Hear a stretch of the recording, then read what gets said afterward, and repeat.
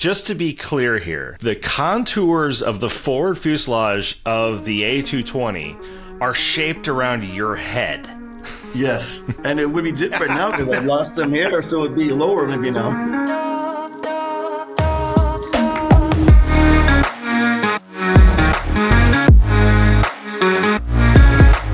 This is the Time on Wing podcast. Welcome back. I'm Courtney Miller with Visual Approach Analytics. With me, as always, Garrick Deschavon of Collateral Verifications. Garrick, I'm excited about this week's guest. Who is it? I'm not going to tell you. Hey, good morning. How are you? This week, we are going to chat with Rob Dewar, who you've known for a long time. You know very well. He's going to be a great guest. He's got probably some fantastic stories, a tremendous background in aviation. So Rob is currently the SVP for the A220 customer satisfaction for Airbus Canada, but he was also VP and general manager for the C-Series at Bombardier Aerospace. He was really kind of, I don't know, would you call him the godfather of the C-Series or Mr. C-Series? What, I don't know what you want to... He's not the godfather of the C-Series. He's the father. He's the father. Okay, there you go. Yeah. So he knows everything and anything about the C-Series, which is now the A220. So that's going to be awesome. He was VP for C-Series Integrated Product Development. He's had a bunch of positions within operations, supply chain, and customer service for Bombardier. He also has a degree in engineering from McGill University. He's got a bunch of awards, including the James Floyd Award for exceptional contribution to Canadian aerospace. He's got an Aviation Week Laureates Award for exceptional contribution to civil aviation.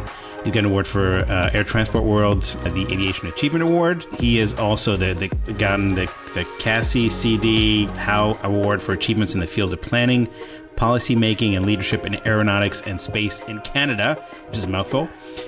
He's got he has an award for the longest award. He's got an award, yeah, absolutely. I mean, this man also has a JetBlue A220 named after him, which is really cool. And he was inducted into the Living Legends of Aviation in 2022. So, he's got a couple of things going for him, which is really cool. But we are definitely excited to speak with him. So, Rob, this is your time on wing. Just a quick intermission before we continue with the show. We do get a lot of questions about how our listeners can support the show, and you can support the work that I do through Visual Approach by visiting visualapproach.io, where we produce a lot of research and analysis, a lot of data visualizations. From my side, obviously, I focus more on metals, so anything that's aircraft related, if you're looking for valuations, whether it's on aircraft engines, I'm happy to help with any of those types of projects. So we appreciate, certainly the opportunities to work with all of you. And we certainly also appreciate just the fact that people are willing to listen to what we have to say and enjoy kind of our thoughts and takes on what we think is a fascinating industry. So thank you. Okay, back to the show.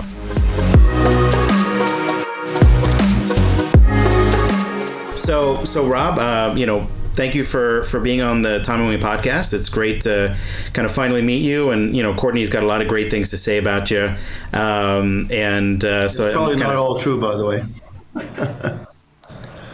Well, hopefully no, not all the good ones are. Oh, the good ones are? Yeah. No, let's hope so. It's the other ones that are all true. So, but as we do with all of our guests, we'd love to hear how you got your start in aviation, kind of where the passion came from. Obviously, you've done quite a bit throughout your career. So we'd love to kind of hear how things got started to where you are today. Yeah, super. So always had a passion for aerospace. I don't know where it came from like a child. Would lie on my back and watch planes flying over and always really fascinated me about, how they fly, what makes them fly, where are they going. And I always had a big curiosity to figure things out and learn. So it would drive my parents crazy. I would tear apart bicycles, snowmobiles, motorcycles, cars. And I always managed to put them all back together. And in those years, you didn't have like a phone you could take a picture to see actually how it was. You had to really remember. And so I had that kind of curiosity and mechanical interest. And of course, as I grew older, planes fascinated me even more just because, they're so cool, they're so complex. I really needed to understand how they worked. So that was from a very early age, built remote planes, crashed in there with them, learned, fixed them, and kept improving them. So that was kind of really fun, to be honest. And then, of course, what I would say is, I went to McGill, studied engineering there, and I loved aerospace. At the time that I graduated in 1986, there were no aerospace jobs really at that time. And so I was planning just to continue and do my master's. I was doing kind of research in the summer with a few professors there. And basically there was an ad at the time. It said, opening Canadair, working in systems design. And so I found this at the very last minute because there was a deadline that day, my last exam. So I actually wrote my, this is kind of crazy, but my resume and interest with a pencil on a scrap piece of paper that I tore out of someone's kind of binder, handed it in. And of course, I ended up getting the interview. And it's too bad it didn't work out.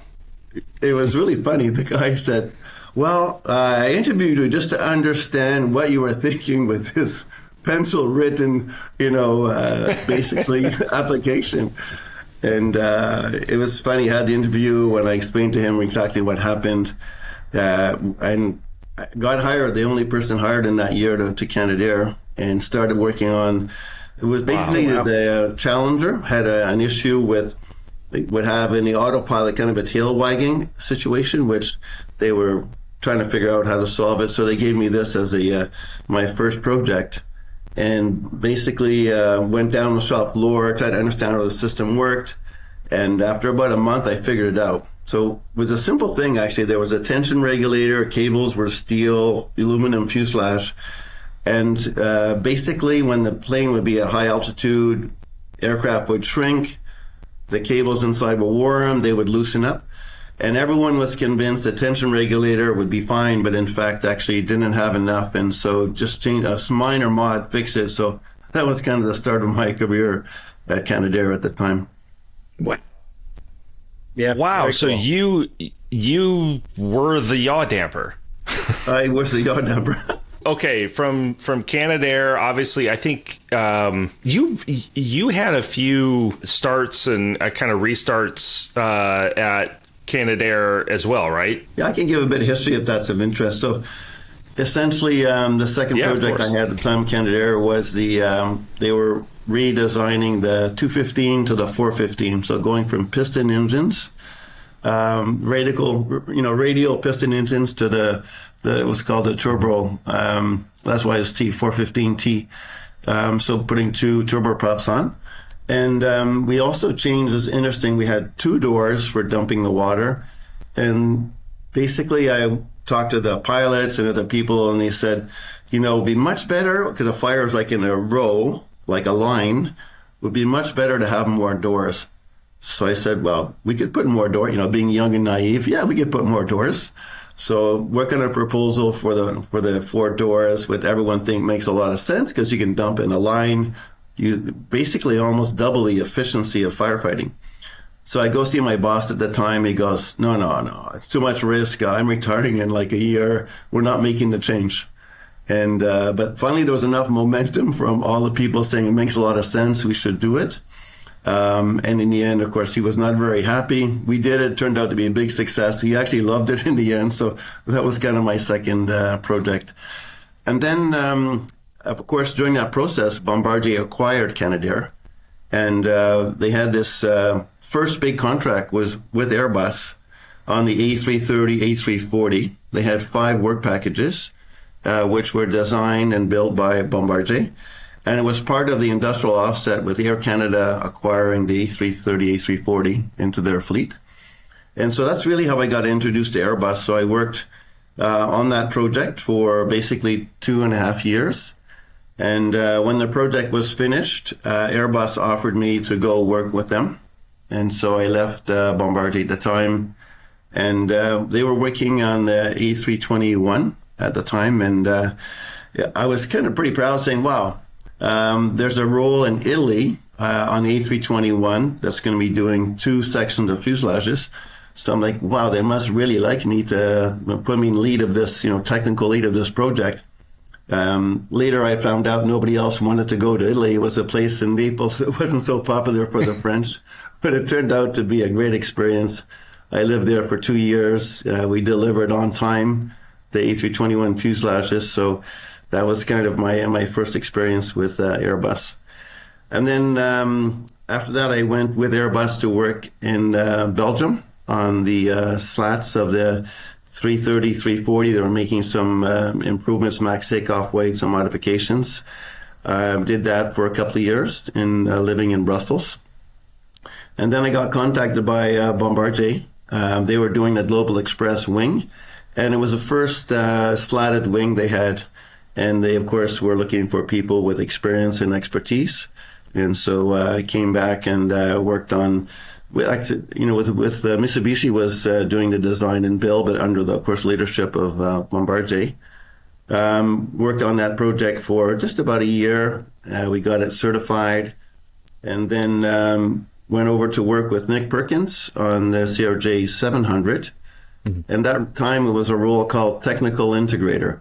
So you're responsible for the architecture of the aircraft and the integration of aerodynamics, flight dynamics, flight sciences, load, stress, weights, SVP design. And so that was actually a great learning opportunity. And you had no direct resources, so you had to do by influence your work. And so that was kind of a leadership challenge, to learn how to do this with, of course, everybody, in technical wants their way. And so you had to learn how to get a compromise, work on the optimum solution for the aircraft. And I have to say, working with Nick Perkins at the time was a great learning experience and great results. CRJ 700 turned out really well.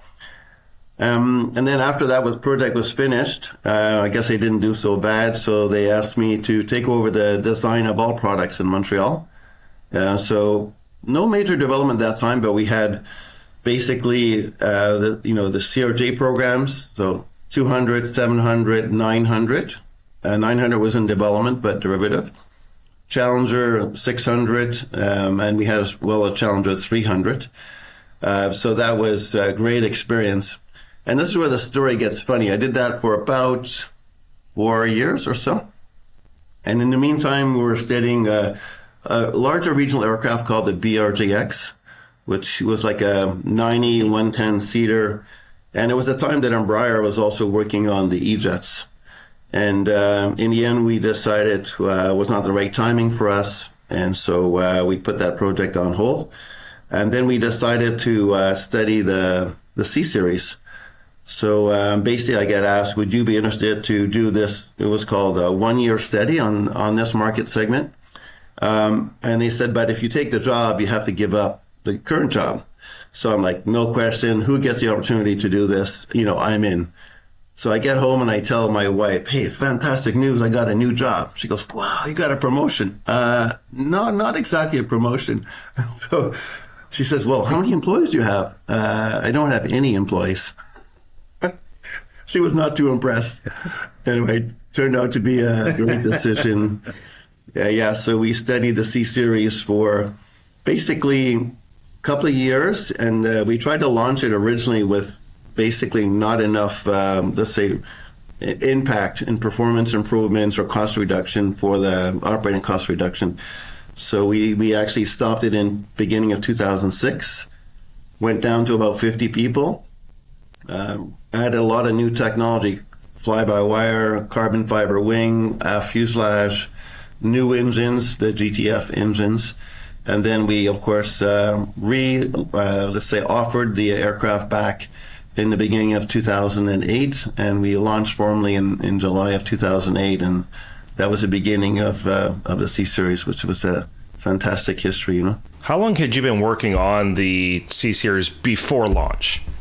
Well, I started in April of 2004. So we launched, we had a go and a stop and relaunch. So basically 4 years, because we started in 4 and we launched in 8. Yeah. And then the real work began.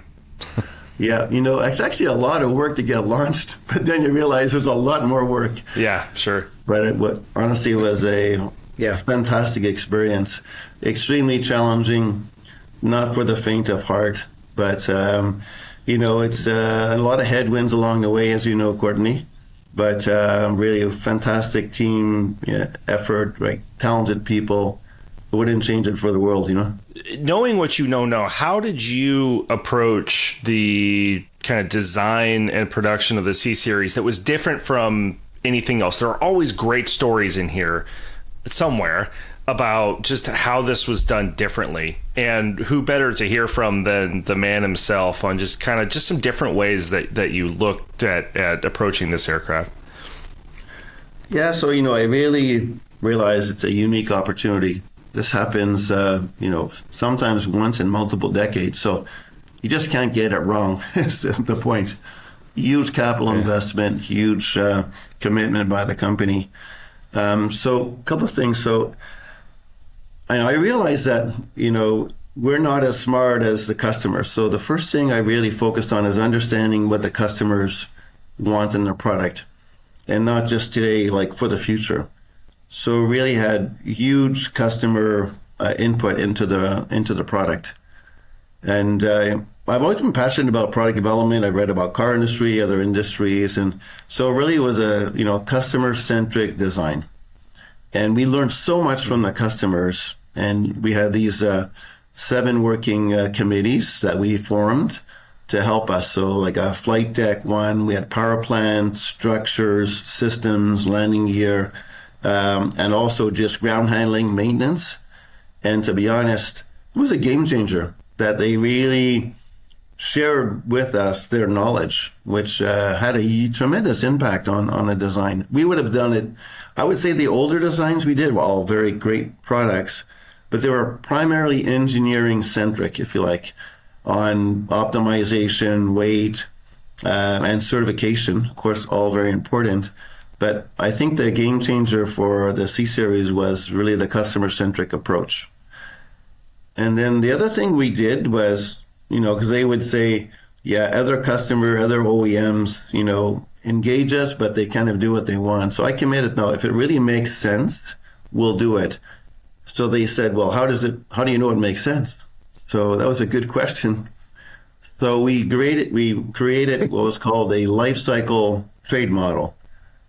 So basically we shared this with the customers. So it included about 20 parameters, of course, fuel burn, operating cost, reliability, weight. It included like landing fees. It included, of course, the cost of development, non-rec. It included the cost of recurring costs, and it included the operational cost. And basically, we agreed this is a good model to work from, and we'll make sure that we're creating value. When we make a decision, it's got to be creating value for either Bombardier at the time, customers, and we try to balance that, of course, value creation.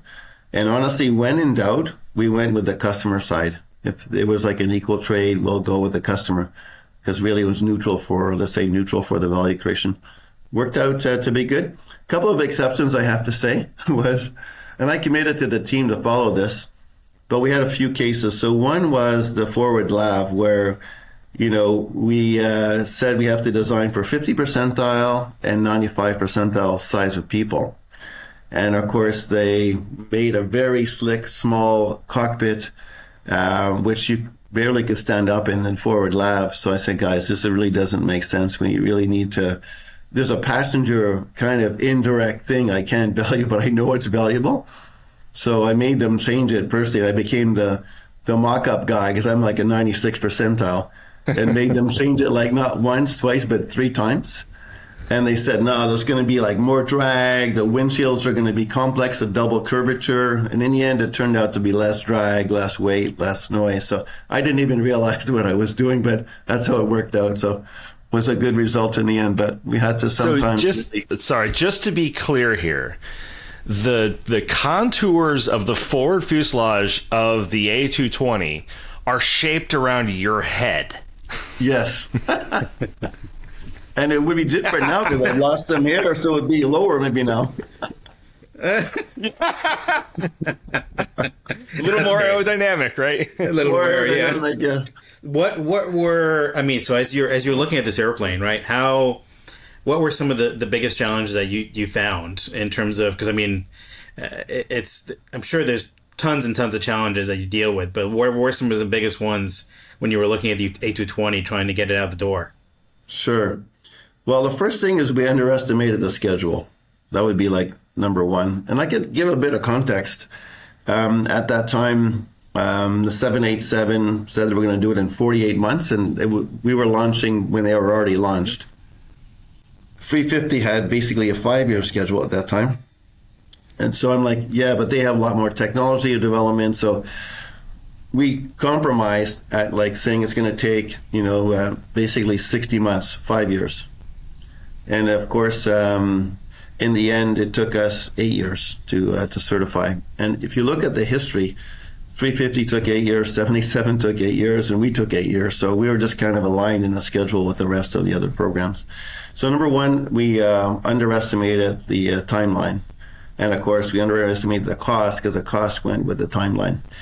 A couple of other things was, the software became much more challenging than we anticipated. So new rules came out about validation requirements. So in the older days, you would only have to validate a particular software change. When you make changes, the original one had to be fully validated, but the other changes could be done as a separate small validation. Because they determined the industry was going to highly integrated systems, which is true, then any change of any software required a validation of all the softwares. And that really took a long time. So to roll a software we could do before in a matter of weeks would take about 6 months to roll a software. And it would require multiple rigs running 724. So that was something that was really not anticipated and proved to be one of the drivers for the schedule, to be honest. But those are kind of the I would say the main ones. We had, of course, during development, some failures that happened during learning of testing, which is normal. But one of the main ones, we had an engine incident that happened basically in a ground test that was planned to just do some ground testing. But that impacted about 9 months of the schedule. So that would be the second one that had the most impact. And these are all normal things that happen in development testing, and that's why we do all this testing and validation to make sure that we have the quality and safety that we need. Through the process, okay, so we've gone through kind of the pre-launch, the launch, obviously certification, entry into service. Where I want to know, like, what are your favorite memories, or what are the most kind of impactful kind of moments for you during that period? Most satisfying, I guess. So there's a number of key milestones that are critical. And there's so many, but if I just kind of quickly reflect. So I would say, the first testing of the structure is really a critical milestone. So it was the first time we do a full carbon fiber wing. And of course, we push heavily to get the weight, meet the weight requirements, schedule requirements. So in fact, we were not making the weight requirements. And so I instructed the team to reduce 2 plies on front spar, rear spar, upper plank, lower plank, saying we'll take the risk. And if we're wrong, then we'll have to reinforce. But I said if we're too heavy, in fact, margin, we'll never take it out because we'll never have the schedule time to go back and remove everything. So at the time, the team actually refused. So I had to write a program directive saying I personally take the risk to remove the plies and take the risk, So I was actually very nervous I was confident, but also I better be right here, And I've done a number of wings I mentioned before. I worked on 330, 340. I worked on the Global Express wing. So anyway, we're all there, and the people running a test are actually sweating. They're like concerned as we're running this test, And it was amazing. The carbon wing has really so much capability. It exceeded by far actually the design and certification requirements. So that was kind of a very special moment for me personally, and great achievement by the team to see how well the carbon wing performs. That's fantastic. Getting the first aircraft assembled too, and you see the aircraft, that's really, really cool to see. It's a beautiful aircraft, and, you look at drawings and you see it, but never fully assembled.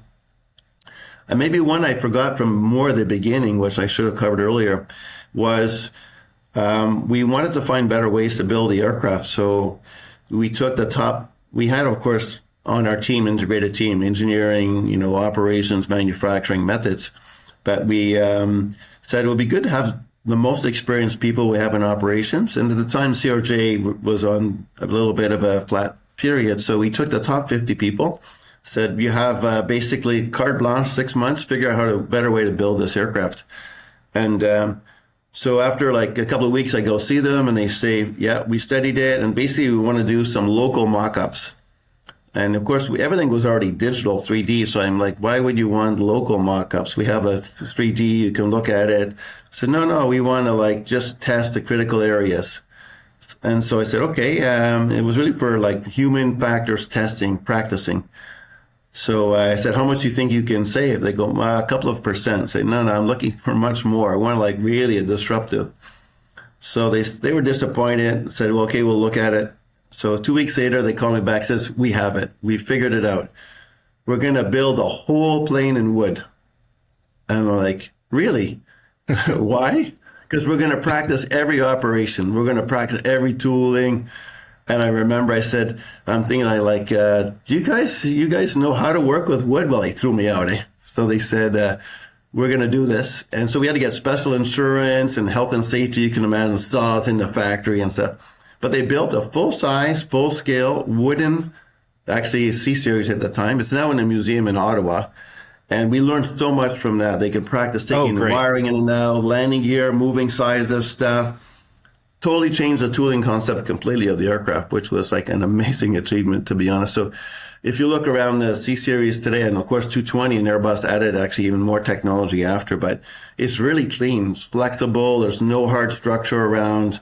A fantastic achievement. The wooden mock-up was just telling a story of a customer visit, and Bombardier had put the wooden mock-up kind of back in the corner, and they didn't necessarily want us to show it to the customer. They said, look, let's look at the various aircraft that were coming out down the line at the point. And I'll remember the head of this airline saw it out of the corner of his eye, and he said, what's that? And there was concern that it was low technology. That exactly. Remember, the 787 had just gotten blasted for having kind of wooden panels in the prototype, and they, as a customer would do, walked over and they were fascinated by the wooden mock-up, and they said, this is different. This is what's so exciting, to take this aircraft to the level that you got touch and feel and how do you manufacture. And it turned out to be the exact opposite. They loved it. It was something that they remembered. You're absolutely right. Yeah, and that was a concern. I really wanted to show it as well. I thought it was really cool, as you can tell from how he told the story. But people were worried that, we were just now becoming fully digital and like high tech. So it was really seen like old technology, but in fact it was not. You're right, Courtney. Yeah, so of course the next one was, of course, the first flight, which was a tremendous achievement. I mean, you worked so hard to get there, and it was such a very important milestone for the program. And I could tell you a lot of stories around that, but probably a time limiting. But yeah, it was great. Plane flew really well, just like the models. We had no surprises, which was really, really nice to see. So the technology, to be honest, in all the modeling now is really, really strong compared to previous programs. We didn't have any aerodynamic findings in the flight test program. We basically went through pretty smooth. It was really more on the systems integration and the software were the main challenges we had. So I know during the first flight that you were confident, you exuded confidence. But when that airplane left the ground, were you, now that everything has turned out well, was this, I know exactly how this is going to go, or was there a little bit of nerves there? You're always a little nervous. It's also, I would say, more, not nervous, emotional. After, you imagine, sure. We started in 2004, and then we really, launched once and relaunched in 2008. And then we fly in 2013. So you're already basically 9 years into it, from when we originally started. So It's amazing, Yeah, so really, I cried. I want to say it was emotional after it took off, Yeah. And a little funny story, anecdote was, we said we're only going to fly when we're ready to fly. And I have to say a story of Laurent Baudouin, that there was a lot of pressure. And before flying, he came to see me and said, I just want to see Rob. Of course, when Laurent Baudouin came to the factory, everybody wanted to see him. I said, no, I just want to talk to Rob privately. And he told me, don't take any pressure. Just fly when you're ready. You let me know. Just give me a call. And, I want to make sure I'm here for it. So anyway, I said, that's fantastic. It's really nice of you, And of course, I told the same thing to Chuck, the pilot who was the head of the first flight, Chuck Ellis. And of course, everybody asked, what did he say, So I told him, I just wanted a program update. And I didn't tell him he was the one deciding when we're ready, So I called him up in the beginning of September, said, we're ready. We're going to paint the aircraft. We're going to fly.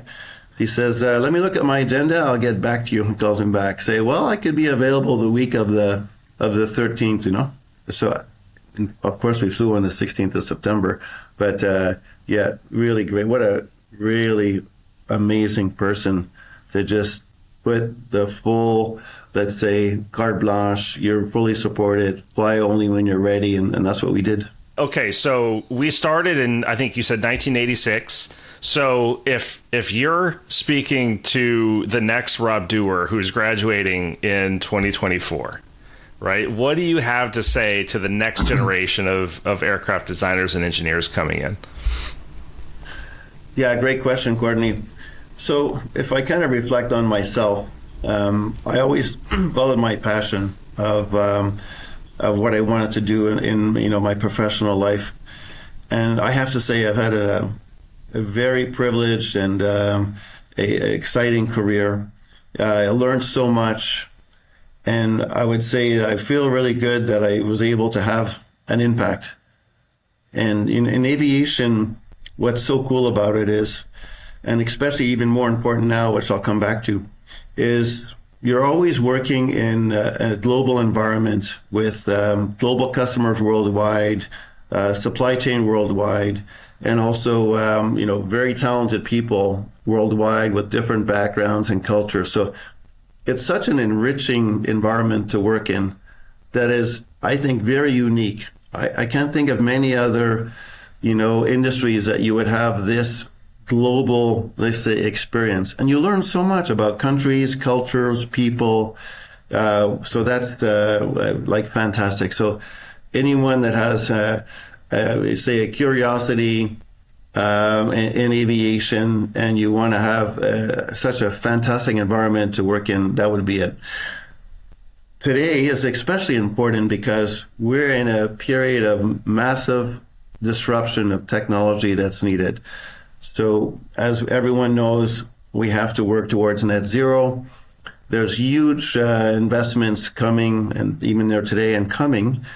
The industry continues to grow roughly 6% year on year. So it's a very strong growing industry, which is great, of course, to go in an industry that's growing, because you know that you're going to have development, innovation, and not only, of course, economic growth, but also personal growth in an industry that does this.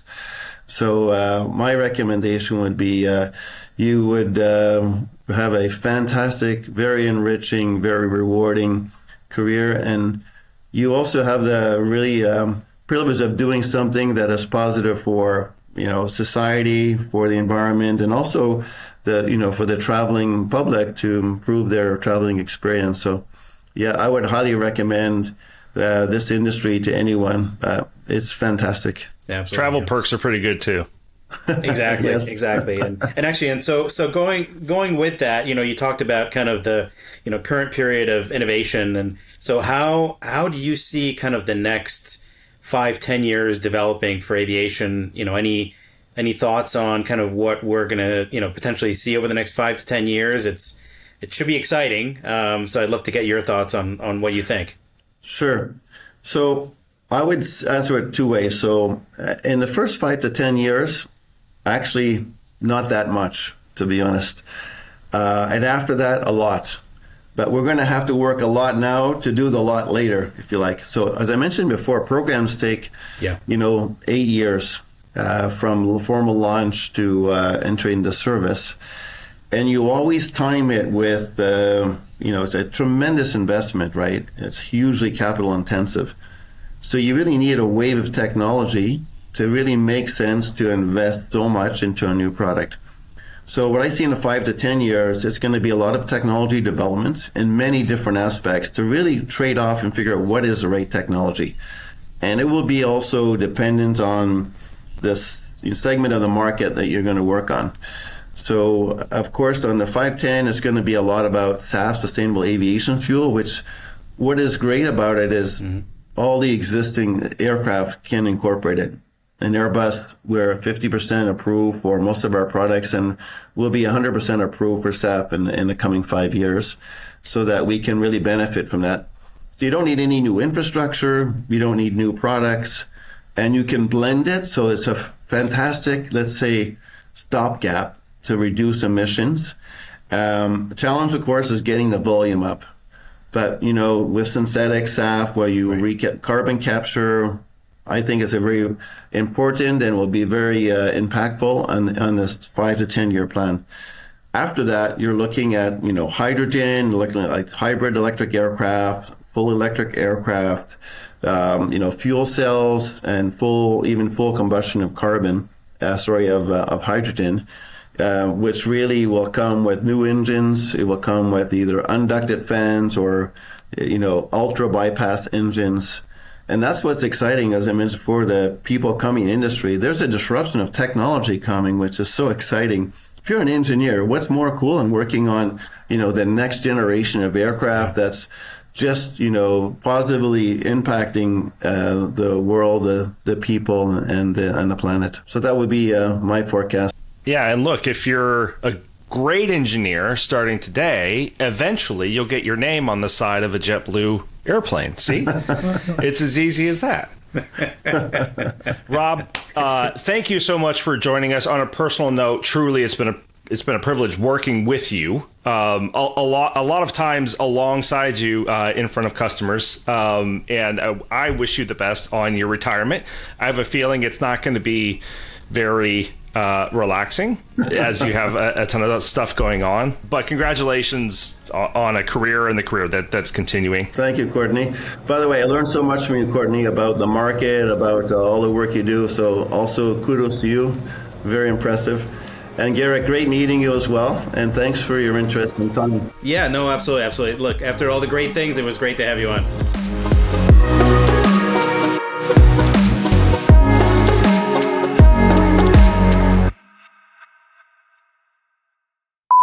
How long do you think we have to wait before we get a JetBlue airplane named after us? How many downloads?